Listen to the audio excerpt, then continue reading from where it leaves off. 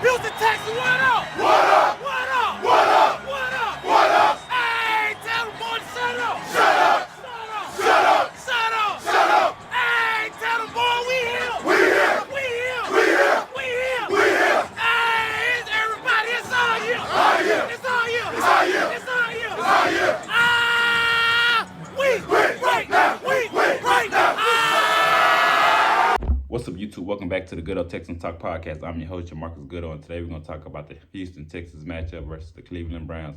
Now, I know earlier in the season, we all wanted the Deshaun Watson versus C.J. Stroud matchup, but unfortunately, we won't get that this week. Deshaun Watson was put on season-ending IR earlier in the season, and C.J. Stroud will be missing his second straight game due to the concussion. So Case Keenum will get his second straight start after getting the victory last week versus the Tennessee Titans. Now, this week, it's going to be a tough matchup versus a good Browns defense, number one defense in the league, middle of the pack with the run game, giving up 4.2 yards a carry. So the Texans should be able to run the ball, but they need to run the ball, establish the run. We need a lot of dose of Devin Singletary. Also, I want to see some Dameon Pierce. If there's a week that you need to get your shit together, Dameon Pierce, this is the week to spell Devin Singletary, create a lot of third and shorts. And on the opposite side of the ball, we need to stop the run and create some third and long for Joe Flacco, who's having an okay season. He's thrown for 7 touchdowns, 5 interceptions, but he will give you a chance to make plays on the ball, which Texans did a lot last week, made a lot of plays on the ball. Stingley had an interception. Not Stingley. Steven Nelson had an interception. Stingley could have had 2 interceptions. Desmond King could have had an interception, which was snagged off his head by Chris Moore.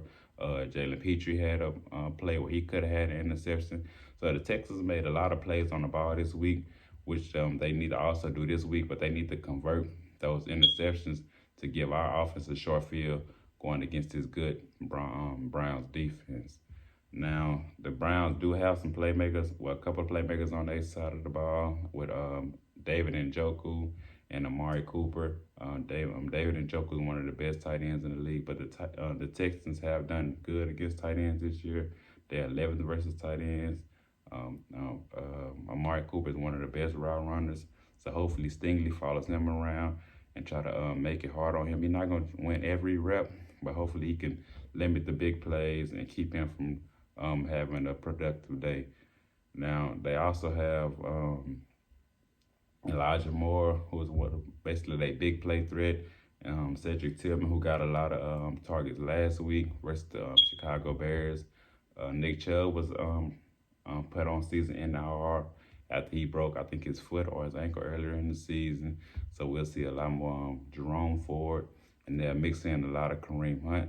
So hopefully the Texans can be able to stop the run, create a lot of third and long, so they can get after Joe Flacco, who's working with a makeshift, I'm not going to say makeshift, but like a banged up offensive line.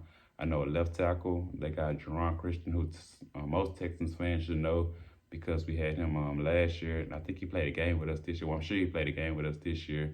I forgot what game it was, but he played a game as a rotational player with the Texans this year. So we'll see a lot of Jerron Christian going against Jonathan Grenard, which should be music to Texans fans' ears, seeing the type of season that Jonathan Grenard is having, 12.5 sacks on the year.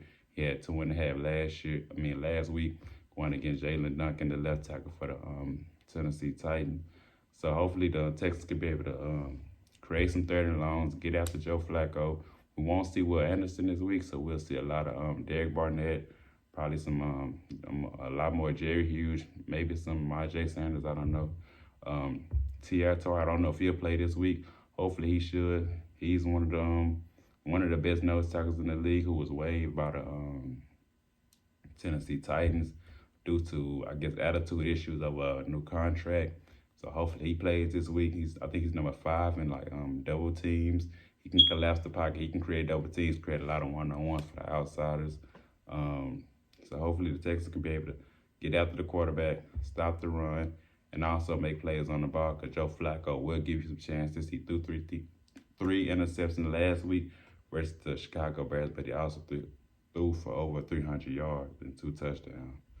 Now, it's going to be a defensive game. Hopefully they can repeat what they did last week against the Tennessee Titans. You know, Derrick Henry had 16 carries for 9 yards. They got 7 sacks, 12 tackles for loss, 11 hits on the quarterback. They got a lot of hands on the ball, as I mentioned earlier.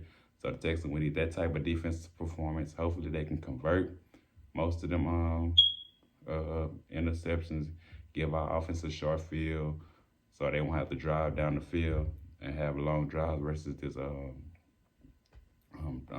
Cleveland Browns defense. And Case Keenum gonna have to take care of the ball. That's why I say we gotta run the ball, make some third and short, so Case Keenum won't have to throw the ball as much. He threw the ball 36 times last week, so I know that arm kind of sore. You know, Case Keenum 35 years old. I don't want him to have to do too much to win this game. Mostly just be a game manager, take care of the ball, and let our defense win this game and put us in position to score points on the offensive side of the ball. Now, the Cleveland Browns does have playmakers on defense. They attack the ball. Denzel Ward, one of the best corners in the league, and Grant Delpit, the safety out of LSU. I think this is his third year. He's a good playmaker. Warren Thornhill, he experienced player, Super Bowl winner. He came from the Chiefs. Got experience, veteran player, knows how to make plays. I'm pretty sure he's seen a lot of route concepts, so he probably know what's coming. And, Greg Newsome, he's a good player. He attacks the ball. He got 2 interceptions on the year. So this is not gonna be an easy game, but it's a game Texans can win. Texans a good team, resilient team. These really both the teams is kind of similar. Backup quarterback, good defenses, scrappy teams, find ways to win. Broncos are 9-5, Texans 8-6. I know that a lot of people that had the Browns winning as many games as they did, especially after Sean Watson went down, but they've been finding ways to win. I also like the Texans been finding ways to win late in games. Now the Cleveland Browns are 2-4 on the road, and the Texans are 4-2 at home. So I've been seeing a lot of Browns. Like I've been looking at a lot of Browns things, and they play better defense at home and not too much good defense went down the road. So hopefully the Texans can take advantage of that. And the Texans got to protect the ball. They're number 4 in turnover differential with I think +7, and Cleveland Browns are 28 with -7. So if they can win the turnover battle, they have a good chance of winning this game. There's going to be a lot of field goals, I believe, in this game. Tommy Fairbairn had a good game last week. He won special teams player of the week. So hopefully he can repeat that for him. Hopefully we don't need him as much. Hopefully we can score touchdowns. But I know in a situation where we do need him, Tommy Fairbairn will be able to come through and make plays. We should get Nico Collins back this week. So it'll be Nico Collins. It'll be Dalton Schultz, Noah Brown, Robert Woods. Hopefully John Michigan can also get his shit together. Xavier Hutchinson. So we should have a completely healthy receiving core minus Tank Dell.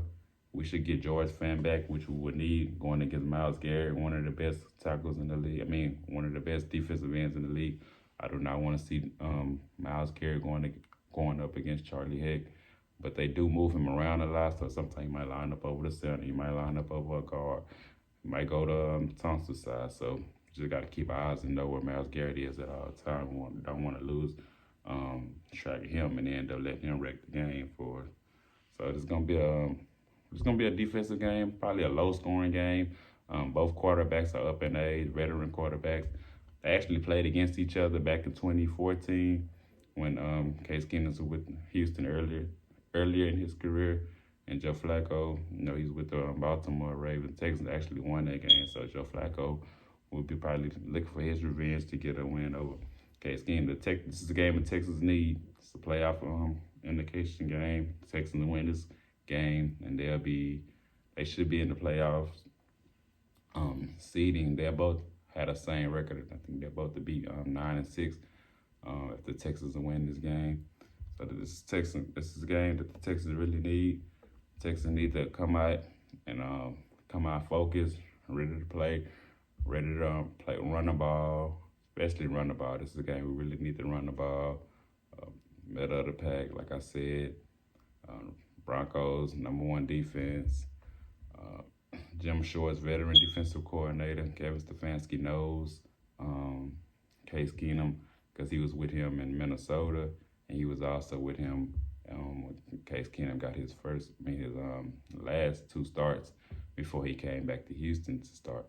He was 2-0 in Cleveland as a starter, so a lot of familiarity there. But I believe this is a game the Texans can win, as long as they take care of the ball, as long as they don't beat themselves. I think Cleveland just got some lucky wins. They found ways to win some lucky games, like last week when they Justin Fields threw the Hail Mary, and the ball basically was in Darnell Mooney's hand, and somehow he dropped it. They won that game. So I believe this is a game Texans kind of bring them down to earth, win this game, and put themselves in a better position to make the playoffs. So like, share, subscribe. Go Texans.